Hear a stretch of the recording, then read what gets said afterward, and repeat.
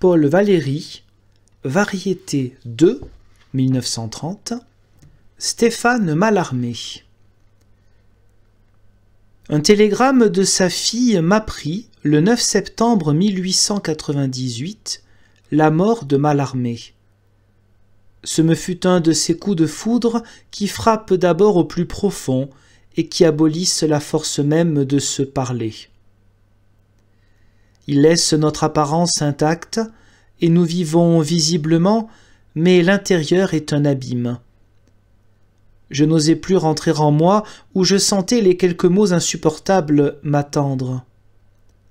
Depuis ce jour, il est certains sujets de réflexion que je n'ai véritablement jamais plus considérés.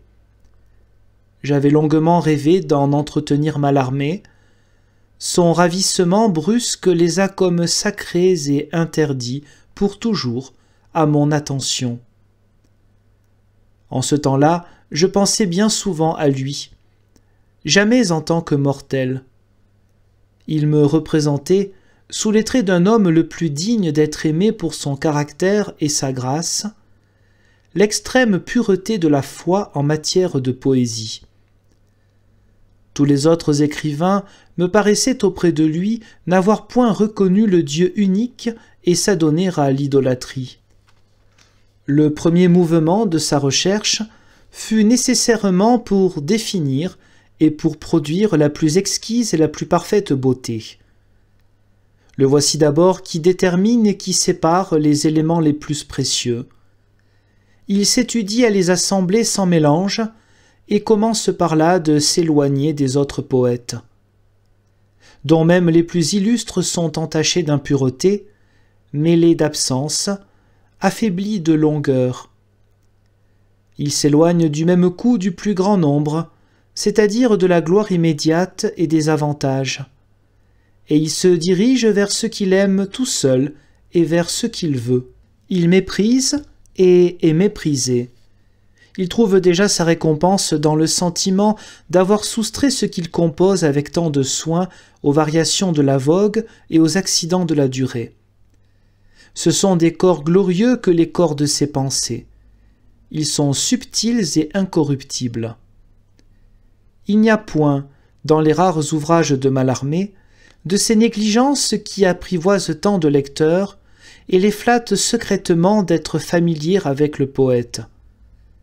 Point de ces apparences d'humanité qui touchent si facilement toutes les personnes pour lesquelles ce qui est humain se distingue mal de ce qui est commun. Mais on y voit au contraire se prononcer la tentative la plus audacieuse et la plus suivie qui ait jamais été faite pour surmonter ce que je nommerais l'intuition naïve en littérature. C'était rompre avec la plupart des mortels. Ici peut-être faudrait-il mettre en doute si un poète peut légitimement demander à un lecteur le travail sensible et soutenu de son esprit.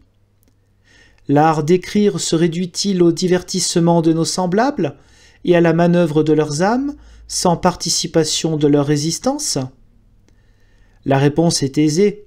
Il n'y a point de difficulté. Chaque esprit est maître chez soi.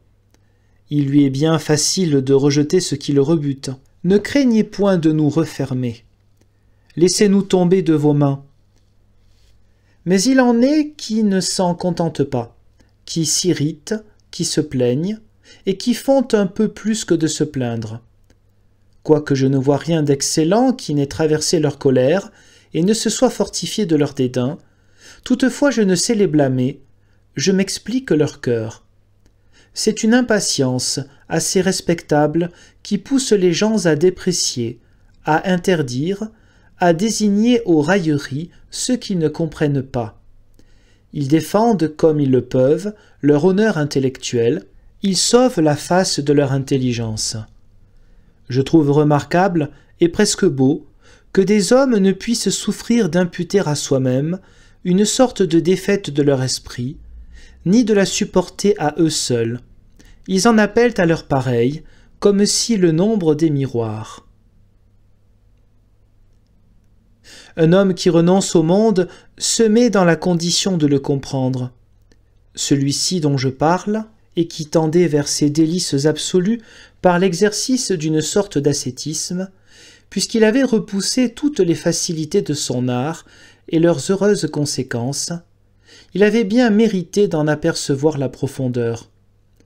Mais cette profondeur ne dépend que de la nôtre, et la nôtre de notre orgueil. L'amour, la haine, l'envie sont les lumières de l'esprit, mais l'orgueil en est la plus pure. Il a illuminé aux hommes tout ce qu'ils avaient à faire de plus difficile et de plus beau. Il consume les petitesses et simplifie la personne même. Il la détache des vanités, car l'orgueil est aux vanités ce que la foi est aux superstitions.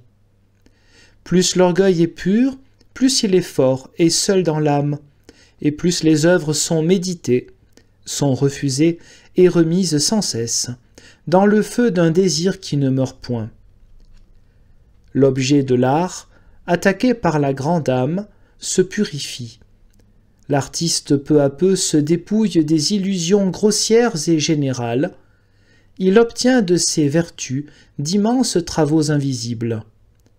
Le choix impitoyable lui dévore ses années, et le mot « achevé » n'a plus de sens, car l'esprit n'achève rien par soi-même.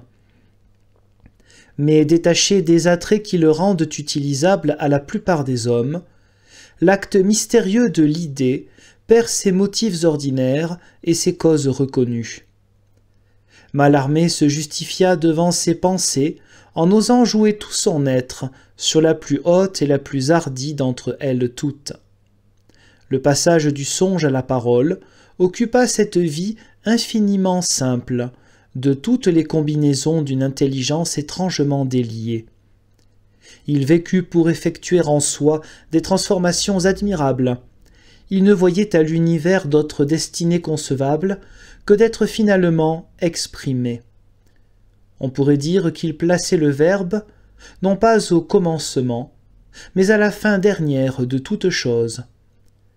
Personne n'avait confessé, avec cette précision, cette constance et cette assurance héroïque, l'éminente dignité de la poésie, hors de laquelle il n'apercevait que le hasard.